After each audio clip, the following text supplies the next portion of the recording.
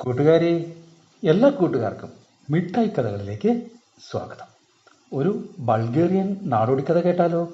കഥയുടെ പേര് വിലയേറിയ പഴം. അവതരിപ്പിക്കുന്നത് മനോജ് കുമാർ പൂളയ്ക്കൽ.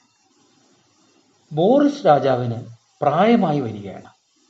രാജാവിന് 3 മക്കളുണ്ട്. 3 പേരും ഒരുപോലെ മിടുക്കന്മാർ.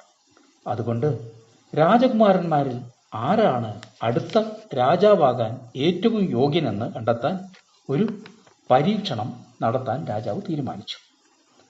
ഒരു ദിവസം രാജാവ് 3 പേരോടുമായി പറഞ്ഞു, ലോകത്തിലെ ഏറ്റവും വിലപിടിപ്പുള്ള പഴം നിങ്ങൾ കണ്ടുപിടിച്ചു കൊണ്ടുവരും. അത് കേട്ട് രാജകുമാരന്മാർ യാത്ര തുടങ്ങി.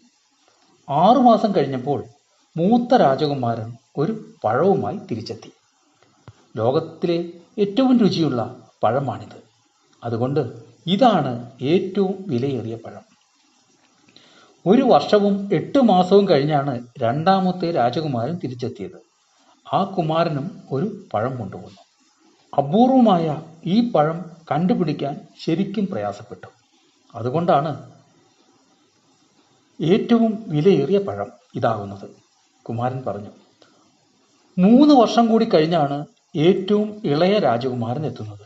പക്ഷേ കയ്യിൽ പഴമൊന്നുമില്ലായിരുന്നു. എവിടെ പഴം? രാജാവ് ചോദിച്ചു. ഈ 3 വർഷം കൊണ്ട് പല രാജ്യങ്ങളിൽ നിന്നായി ധാരാളം അറിവ് നേടാനായി. ആ അറിവാണ് ഏറ്റവും വലിയ പഴം. രാജാവ് പുഞ്ചിരിച്ചു. നിങ്ങൾ 3 പേരും പല രീതിയിലാണ് പഴത്തിന് വിലയിട്ടത്. ഒന്നും തെറ്റല്ല. എങ്കിലും ഒരിക്കലും നശിക്കാത്ത അറിവ് തന്നെയാണ് അതിലേറ്റവും വില. രാജാവ് ഇളയ മകനെ അടുത്ത രാജാവായി തിരഞ്ഞെടുത്തു. കൂട്ടുകാർക്ക് കഥ ഇഷ്ടമായോ?